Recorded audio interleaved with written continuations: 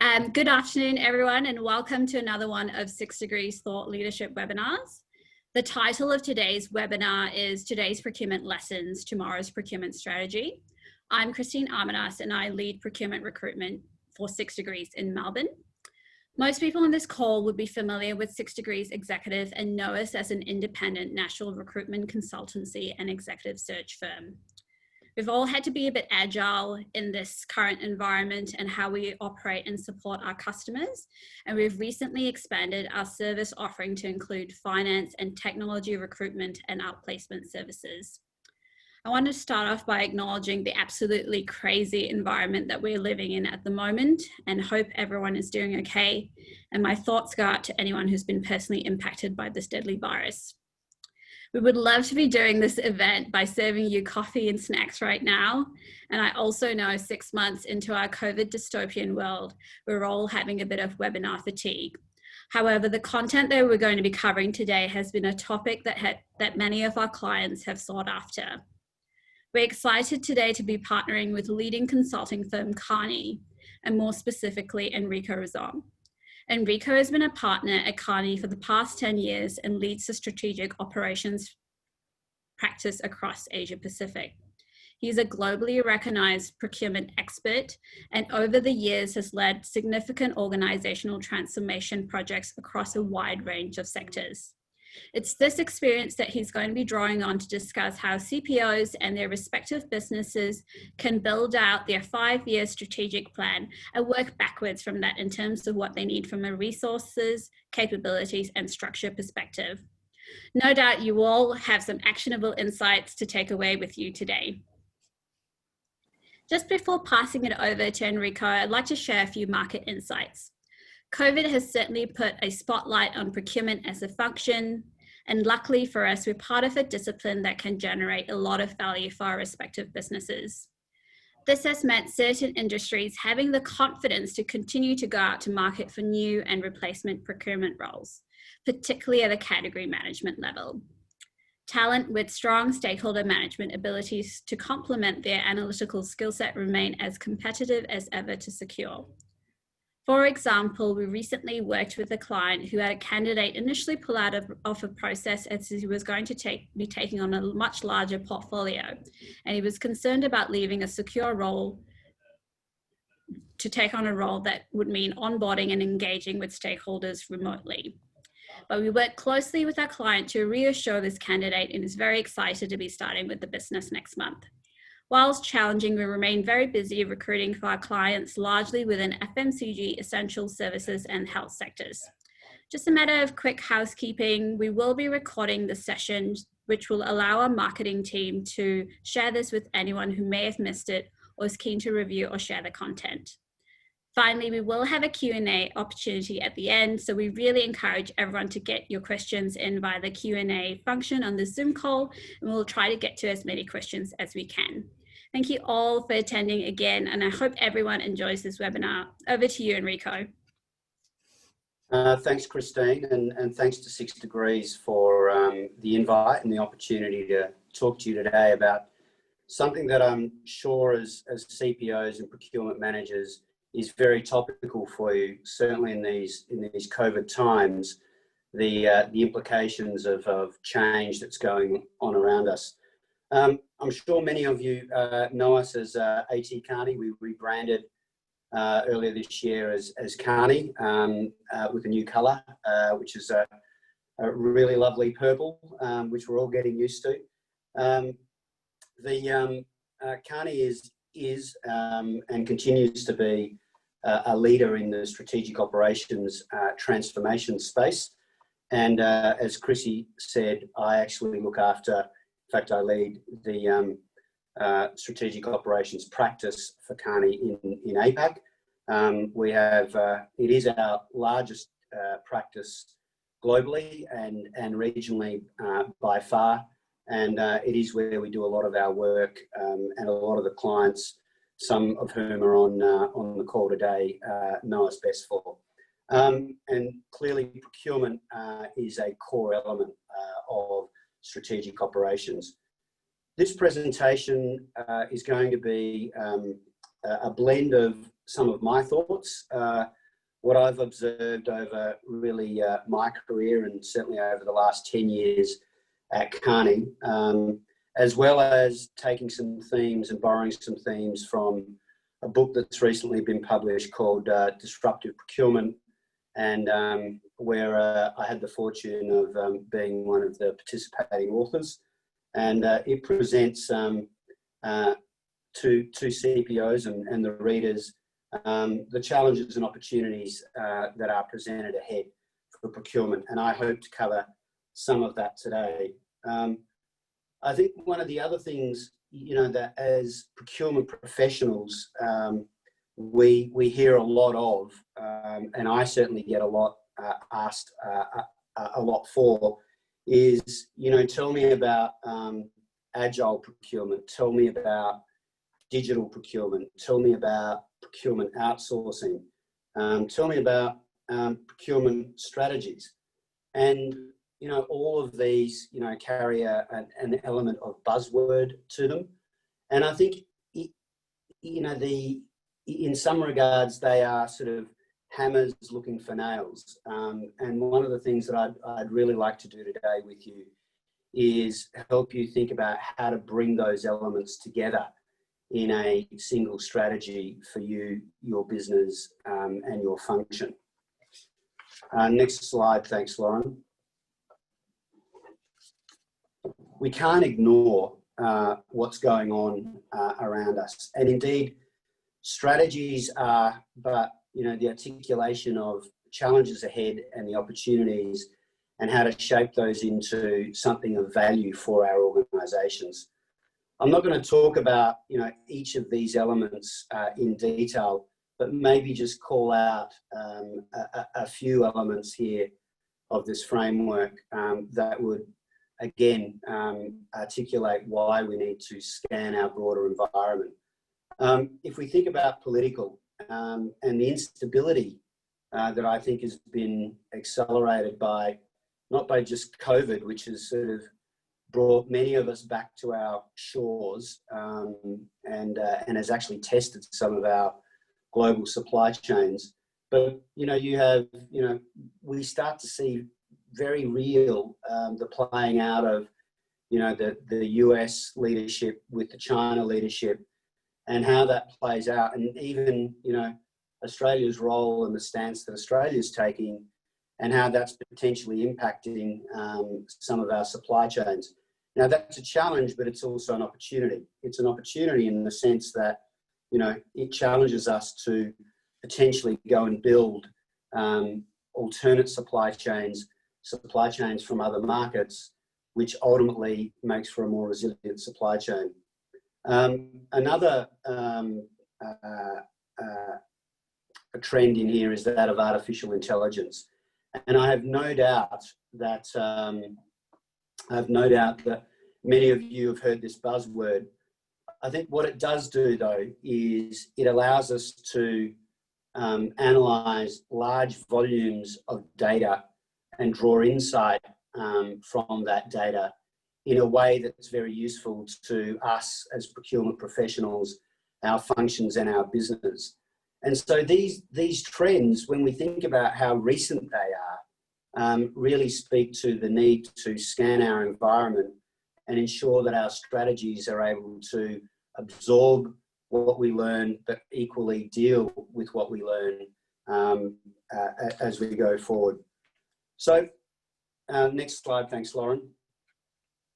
How long do you, as a procurement leader, spend thinking about the future of your procurement function? I worked for a CEO, the late Warren Haynes, in the mid-90s at ICI, Orica. And, you know, it was a privilege to work with an organisation that had unbelievable depth of talent. And I remember being in a meeting with Warren, and you know, he sort of coined this sort of sentence where he said to us, and he was actually talking about, you know, the ICI way at the time, which was getting us to think about how we operate as an organisation. And he said, there is no long term without a short term. And I think many of us would sort of empathise with that part of the sentence. But then he went on to say, but the short term quickly becomes the long term. So the long term can't be ignored. And I think for many of us who live very much in the short term, and often procurement is asked about, what benefit can you deliver tomorrow? We're sort of faced with this challenge. And indeed, some of the stats that you can read here on the screen, Michael Porter, who analysed and tracked 20 CPOs, CEOs, I should say, found that they spent basically a day a week, right? That's what they basically spent thinking about the future of their business. So, if that's what the CEO spends, I could well imagine that the reports to the CEO and the reports of the CEO, which is often where procurement sits, are indeed spending a lot less than a day a week and very focused on the short term. So I ask you all as procurement leaders, future or current, when was the last time you attended a business strategy meeting with the broader business? And hopefully it was, within the last 12 months. And then the question to you all is, when was the last time you took the time and invested in preparing for maybe a breakout, and through that breakout, really helping shape what you think procurement's strategy should be for your business and for your function for the next 3 to 4 or 5 years. And I think we all know that when we focus on a problem, when we focus on the issue, if we spend time focusing on the strategy, that will actually define it. Next slide, thanks, Lauren. I want to also introduce, I think, something I've been observing certainly over the last 10, 15 years. Two trends. The increasing complexity of the problems that we are dealing with on a day-to-day basis, and the challenges to solving those, and the speed with which business is happening around us. In fact, I would say it's accelerating. I'd like to use, and I'm going to use, the concept of ascription. Most of us would have been to university. Most of us would have had the privilege of reading academic papers, some interesting, some boring. But I think if you actually look at ascription and you look at it over time, 100 years ago, when papers were written, there was effectively one author ascribed to that paper dealing with an insight, a problem, a thought. If you move forward 50 years into the 50s, 60s, you started to see 2 authors. And as you moved closer towards the end of the 20th century, there were 3, 4 authors. And it's not uncommon today, if you're reading papers, to see 5 or more authors ascribed. And that's a proxy for the complexity of the problems that we're dealing with. And it's also, if you think about it, those problems aren't going to be solved by any one person. The complexity of the problems actually requires so many people to play a role in solving the problems. And I think if we look at our businesses and the way our businesses operate today, it's no surprise that we think business and the way we work is more complex, because the problems we're faced with are, and therefore multidisciplinary teams made up of different functions, different business units. Often you've got consultants in there, you've got, and different consultants, you know, strategy consultants, maybe you've got a systems integrator in there.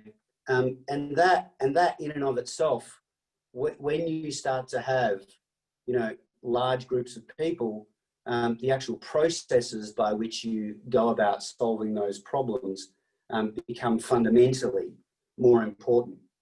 And then the other point here, particularly in and around speed, it's no longer, you know, the basis of competition in my mind is no longer innovation or, you know, how many innovations you have, but it's how quickly you can innovate. It's how quickly you can change.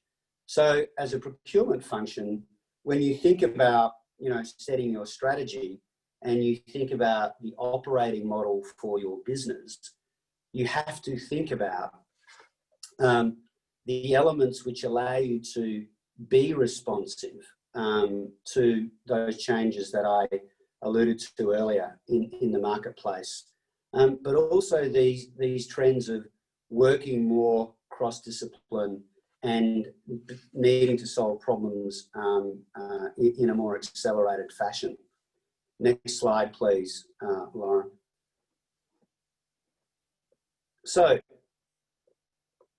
presented on this page are the buzzwords that we've all come to love and probably all come to hate, because CEOs, no doubt, or CFOs, or whoever you report to are asking you, you know, where's your digital procurement strategy? Where's your agile procurement approach? Where are your category strategies?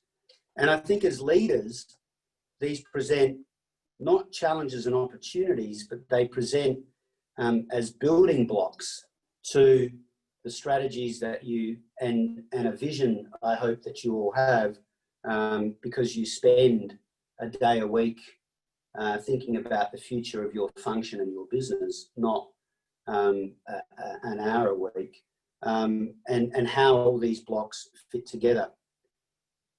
So to the earlier point, if problems are more complex and there's more people involved in solving those problems, orchestration is fundamental, right? So your ability, and procurement's always played this role, right? A leading procurement function has always had this ability to facilitate across the organisation and influence across the organisation in a way that maybe some other functions haven't needed to. And so orchestration, bringing those disparate parts of the organisation together in a way that they can solve problems is a role of procurement and a necessary capability. But then how you do that is changing, right? And this is where agile procurement comes into the play.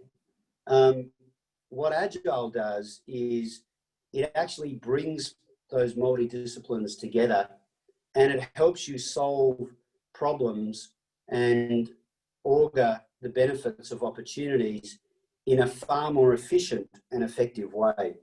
And given all of our functions have been sort of de-layered over the years, and our procurement functions are thinner and smaller than they ever used to, these new techniques are absolutely essential to the way you operate. And if we think about SCM and SCR, or SRM, I should say, neither of those are new to any of the people on this call, I'm sure. But at their core are clear articulation of strategies about how you will manage spend, about which suppliers you'll use, how those suppliers will be managed. And it's that clarity that's needed in order for the orchestration and the methods of agile procurement to actually work effectively. Well, digital procurement. well, what is that? I mean, you know, everything and anything has the word digital in front of it these days. And I think it just leads to confusion for a lot of people. One thing that digital procurement is, and appears to be, is that it's all-encompassing and it's broad. And one thing it's not is it's not the solution to all of your problems, because you need many of the elements on this page to actually be an effective procurement function. But at a minimum, digital procurement needs to be that capability that tells you who and what you're spending your money on and how much money you're spending with that supplier and on that product or service. And it still surprises me that, you know, in the 21st century, in 2020, myself and others at Kearney, and often, you know, you'll see new CPOs going from organisations where some of this infrastructure exists to actually leading organisations to take up a new challenge and arrive to find that basic spend analytics is absent. And it just seems like an anathema to many of us that this actually exists still today in 2020. Because if you can't measure it, it's certainly hard to manage it. And then, you know, the ability to provide for our organisations, the ability to make purchasing, and I'm not talking about procurement here, but make purchasing more efficient and easier for our organisations, right? So that it's easier for frequent and infrequent users to comply with contracted suppliers. And again, it still surprises, as I'm sure it does you, the fact that we still struggle with, I think, problems that have been persistent for so long. And I'll talk to a case study shortly where some of those challenges are indeed being tackled. But then, of course, digital is broad. And then I think what we are going to see over the next 4 to 5 years is, and this has been, by the way, just as omni-channel has been accelerated in our retail clients, the online channel has been accelerated by virtue of COVID. What we've seen, and you know, as an indicator in terms of we're selling and doing more work in the area of supply risk management, driven by greater transparency, which is digitally enabled through the supply chain, so that when these events happen, or when other unforeseen events happen, you as procurement are able to quickly identify the risks for your businesses and better manage those risks. We're seeing a lot more of that coming, and it's coming quickly. And then we start to get into the domain of blockchain and frictionless payment end to end with our suppliers. I think we're now, as networks increase in speed, as technologies and computational power continues to increase, we're seeing that approaching more and more as a reality. So thinking today about how you build for the next 4 to 5 years and the realization of those needs is something that I'll challenge to you to think about today. So, and then last but not least is disruptive procurement, and that can be whole of organisation, whole of function, or it could be at a category level, a new technique. But one thing about, and the notion for me about disruptive procurement is that, and we all know the definition of madness, which is, I do the same thing and expect a different answer as the definition of madness. Well, I think in the procurement domain, disruptive procurement challenges us to actually consider how we do things differently, how we do things in a more agile way, in a more digital way, in a more disruptive way, to actually deliver for procurement and the businesses that you serve a very different outcome and a very different answer.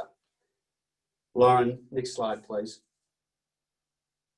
So, where do you feel you are in your procurement transformation? Are you at the start of the journey? Are you halfway through the journey? Do you have a clear roadmap for that journey? And what sort of procurement strategy was it? Was it a procurement strategy that's incremental? Was it a bold and disruptive procurement strategy? And is it a procurement strategy that your organisation and or your function even understand? So I think if I leave you with one thing today, it's certainly to challenge yourselves as procurement leaders around where you are in terms of transforming your procurement function. Because if you're not thinking about that, if you're not spending, at least half a day to a day a week as a leader, as a chief procurement officer, just as a chief executive officer would think about the broader business strategy, then clearly you're potentially creating a shortfall for you, your function, your people, and the business by virtue of the pace of change that I spoke to earlier, bringing challenges and opportunities ahead and on our plate sooner than we'd otherwise hope. Next slide, thanks, Lauren. So, I'm an engineer by training, and started my life as a chemical engineer. Was pretty green, as I'm sure many of you, having looked down the list, come from an engineering background, or you might come from a finance background. But I think the thing about us as individuals is that, we are very good problem solvers. There is no doubt about that. We know how to break problems down. But I do think that as engineers, and often, the characteristic of CPOs is that we're very incremental in the way we think about improving our businesses and what we can deliver. And something that I've learned in my 10 years in consulting, having spent nearly 20 in industry, where often the thinking is a bit more incremental, is that we should start with the answer, right? And it's, the concept of inductive thinking rather than deductive thinking, which is really, sort of, I think, at the grounding of many of us as engineers, really helps you turn the problem upside down. And so you really start with the end in sight. And then, I've worked closely with our former managing partner, Nigel Andrade, who is a strategist at heart and runs our customer experience practice. And Nigel, we've borrowed the framework that you see up on the slide from Nigel and all the work that he does with the front end of our clients. And so why shouldn't procurement actually start to think in this way? And his challenge to the CEOs and the heads of sales and heads of product that he deals with is that we should be really backcasting what we do today from a future North Star. Because if we do that, we're not going to be incremental. We're not going to be forecasting from the status quo. that does require us to be a bit more bold. It does require us to have ambition, an ambitious vision, and that does require us to then think about where we are going to be in 5 years. And this is when we work back in this way, right? When you think about how fast your procurement function needs to turn things around, when you think about how quickly your procurement function needs to deliver insight, how your procurement function needs to deal with large volumes of data, have the ability to provide transparency through the supply chain. When you think of all those things as the future of your business, when you think about the fact that you're not going to solve these problems on your own, either within your procurement function or more broadly within your business, and all of the people that you need to use, and therefore how foundational your orchestration calls need to be, and the strategies that you need, not just overarching for your procurement function, but at your category level, at your key supplier level. When you think about all those things, the new foundational skills, those of agile procurement, those of digital procurement, those of disruptive procurement, really come to the fore. And this is where, we've been working with our clients. Next slide, Lauren. Really helping them with some elements of these foundational skills.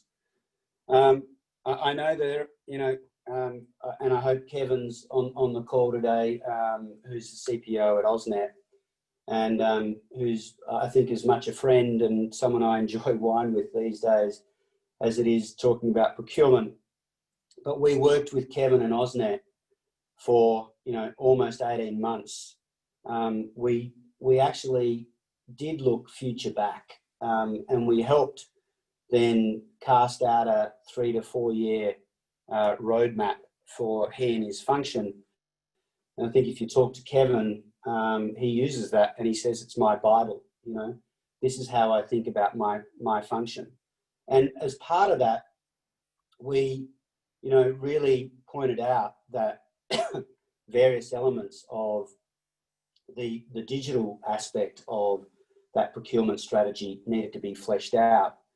And whilst we aren't per se an organisation that develops tools, we're not a system integrator as Kearney, we certainly help shape Kevin's thinking in that domain. And he and the team there have done some really impressive work, to my earlier comment, around making it easier for the organisation to buy. And through that, he and the procurement function are driving greater compliance. Now, that's just an example of, I think if you don't look future back, then you may be very incremental in your approach and you may not make those investment cases going forward. When we think about Agile, we've been working at 7-Eleven now for a number of years. A couple of years ago, we did Wave 1 with them. I should say last year we did Wave 1 with them. And as we all know, Wave 2 categories are generally the ones that are more complex, harder to unlock. And we needed a new way to help them deal with that. And we worked very closely with them. And this is aligned with their broader strategy of becoming themselves an agile organisation, on the skills that were necessary and the ways of working, and delivered that in a program from the outset, which was designed to build an agile procurement capability for the CPO there. And then in Fonterra, the work, and this is an example of disruptive, and it's not disruptive from the sense of a whole of organisation. It's at a single category level. It's within a category actually, but the methods and the techniques that we're using are really quite different to both the supply market and indeed Fonterra. And I think the lesson there on disruptive procurement is that if you are going to do things more differently, you need to be prepared to spend time convincing your organisations that this is the right strategy for you and their business. And I'd have to say that on the Fonterra case, a lot of our time was spent up front convincing the functions and the organisations that the approach we were recommending was indeed the right approach. Just as you will need to think going forward about how you convince your organisations about the future forward strategy. So that brings me to the end of the presentation. Lauren, the next slide, other than to leave you or table 5 questions that we may want to cover now in the last 20-25 minutes that we have for discussion, you know, how clear does your organisation or do you understand your organisation's purpose? And does your current procurement offer accelerate the delivery of that purpose? And what operating model would better address your procurement offer, your procurement strategy? And how will you then, if you have defined that, or if you are on the journey, how will you shift from your current state to your new state? Because it's certainly easier said than done. And I'm sure many of you who are on this call, who've run any or been part of any form of transformation, appreciate how difficult that can be. And then how will you know when you are on the right path to your future organisation? Thank you for your time. I hope that's given you some food for thought, and look forward to engaging on your questions. Thank you, Enrico. That was really insightful. So I've got a few questions here popping up now. Let me just get through that. So if you are a new CPO in the current environment, what are the 3 main things you would focus on in the next 3 months? Yep. So I would certainly understand the organisation you're going into, or maybe you've been promoted, right? So you already understand the organisation, but maybe you haven't been the CPO in that business. So really understanding the needs of the stakeholders, right? What is it that they are really concerned about? What are their challenges? And therefore, what are the opportunities for procurement to help address those challenges? That's certainly one of the things that we tell any new CPO they need to do. And they need to do that by consulting broadly through the organisation. I think they need to actually formulate in that 3 months exactly what I've been talking about today, a future-backed strategy against which they develop a roadmap for their next 3 to 4 years, and that they drive alignment on that roadmap within their function, but also within the organisation, especially with the CEO and the CFO. I often find that procurement professionals, for whatever reason, are shy to go and talk to the CEO, because they certainly should have a seat at the table, given how important procurement is to the bottom line. And thirdly, the thing they do need to do is, through those conversations, through that bit of forward-looking, backward planning strategy work, they need to start to understand where the quick wins are, and they really do need to get some initiatives up and running within those 3 months, and they need to start delivering results for the business and through that build momentum for their strategy and start to credentialize themselves as a credible leader within their business.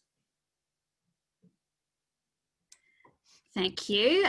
So another question that's come through is, do you see the procurement skill set across various functions changing and being more fit for purpose than broad range generalists? So I think, let me just paraphrase that, and maybe I haven't understood the question as well as I should have, but, you know, is there a role for procurement generalists and procurement specialists is one part of the question. Mm-hmm. And then is the role of procurement within an organisation changing? Let me start with the second bit. My view of a leading procurement organisation is a organisation that understands procurement deeply. And if the strongest capability or the only capability, procurement capability, sits within the procurement function, then I think that's a step to becoming leading, but it's not there. If you're in a retail business, when the brand manager or the marketing manager really understands procurement and the principles of procurement well, I think that's when you start to become a leading procurement organisation. And it's procurement's role to educate the business, just as it's finance role to educate the business in financial literacy. It's procurement's role to educate the organisation in what great procurement looks like. And I do think, you know, that when you do that, it ironically, you know, some people believe that, well, you know, why would they then call procurement? Interestingly, you know, we all know where we're functional experts. You know, the marketing manager ends up calling on procurement more purposefully because they actually understand what procurement's all about and how it can help deliver what they want more cost effectively and indeed in a more effective manner. In terms of the specialist versus the generalist, I think, you know, no matter who you are and in what career, you need to have a spike in something. You need to have a personal brand that people come to you for. So, you know, choose what you like and develop that spike. But as a procurement professional, as you've heard me talk today, I certainly think if you're going to be seen as a leader in the organisation, your ability to orchestrate and facilitate and influence go without saying. Your ability to maybe not be the specialist in agile procurement, but actually understand the concept and support the people in your function that actually do understand that as specialists is what you really need to be thinking about as sort of a future procurement professional. Thanks, Riz. And on the topic of AI, where do you see, what do you see as the biggest disruptor for enterprise procurement? Can you repeat that? As the biggest disruptor? On the topic of AI, what do you see as the biggest disruptor for enterprise procurement? Right. Good question. Look, I think AI will, you know, ultimately disrupt a lot of things. And again, it will change what we do as individuals. Honestly, today, and I know this might sound a bit glib, but just it will finally enable spend analytics, right? In a way that has to date not been possible. And, you know, I expect procurement organisations to be able to cost effectively buy and use spend analytics. There's up-to organisations out there. So, you know, at the most basic level, spend analytics. At the, more category focus level, we're currently, we've currently been asked to look at tail for a couple of our clients. And we've got a person dedicated globally who looks at nothing but procurement technologies and an element of the application of AI within those technologies. Just as an interesting fact, you would have thought that everything in procurement had, from a digital perspective, had been invented. But in the last, I think, 5 years, the number goes that $500 million has been spent in procurement startups, tech procurement startups. It's an enormous number, right? So clearly, a lot of people feel that it is going to disrupt industries and the way procurement's done, because otherwise, you wouldn't have that level of venture capital funding in those applications. In looking at tail spend, if you asked me 3 years ago, there would have been an application called Tamer that we would have probably tabled with you, right? Now there's a more cost-effective point solution called Supplari, and then if you actually want to manage it well in the longer term, you need to be looking at something called Fair Market. But it's so, I think the challenge in AI and in how it disrupts it is, and this is to my earlier point in the presentation, is just the speed with which things change, right? In one sentence, I've mentioned 3 suppliers. One who's probably was the leader 3 years ago, almost no longer on the favoured technology, to a new challenger there in Fair Market. So I think AI in and of itself and its application across so many of procurement's challenges does present a huge opportunity for us. Excellent, excellent. I'm just a bit conscious of the time, so I've got one last question here. What do you anticipate being the biggest risk to the success of CPOs over the next 3 years? Yeah, it's sort of a double-edged sword, as careers often are. I think CPOs who haven't developed a clear vision and strategy for their function, right, and who aren't challenging their organisations to think differently about how to manage spend, how to manage suppliers, how to manage supply markets, how to leverage supply markets in order to unlock, value that just wouldn't be unlocked if they kept doing what they're doing today, are really at risk of, being either pushed to the side or, looking for a new job, when it all comes down to it, right? So, I challenge procurement professionals to be bold, right? To really embrace a sort of visionary view and sort of look backwards and shape their strategies and sort of have the conviction to deliver them and really lift their own personal brand and that of procurement in the same process.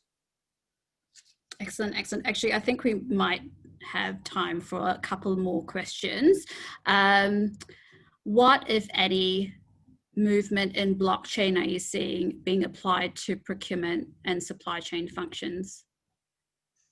Yeah, I still think, this is one of those elements of digital procurement that is still a lot more hype than it is reality. Look, I've seen some experimentation with it. We heard about CBA, looking at blockchain as a transaction platform.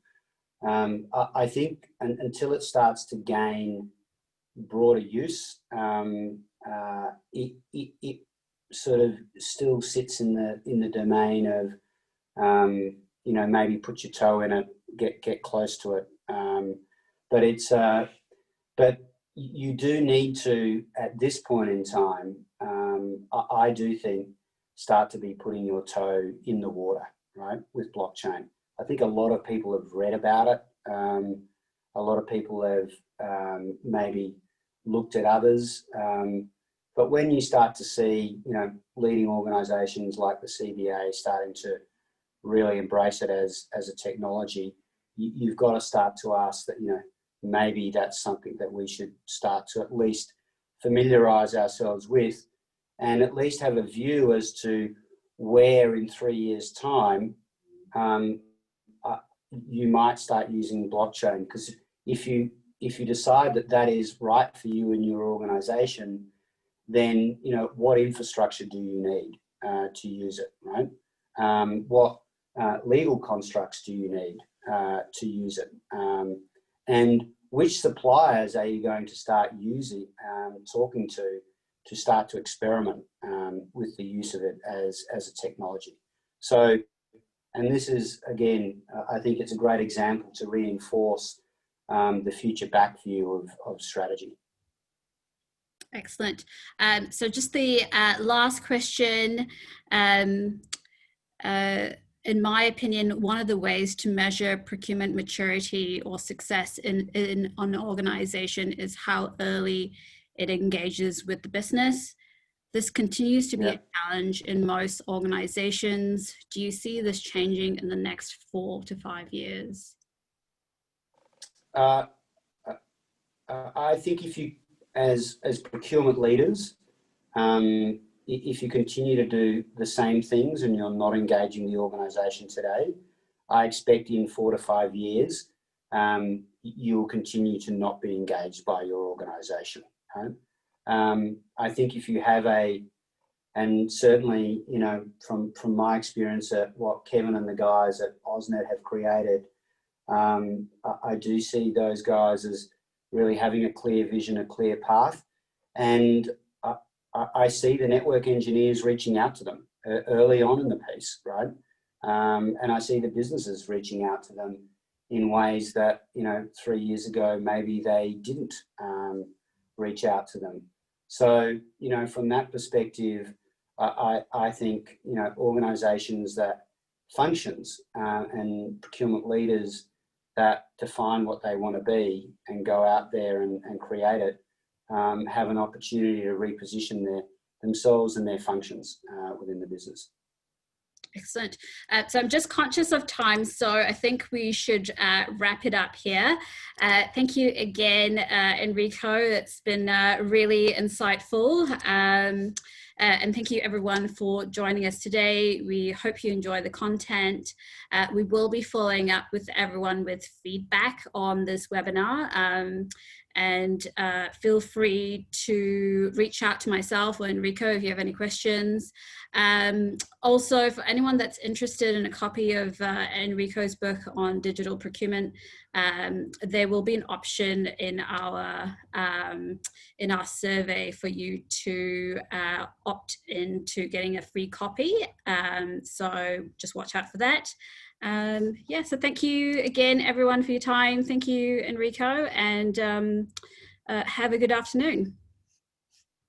Thanks all. Thanks for your time. Bye. Bye.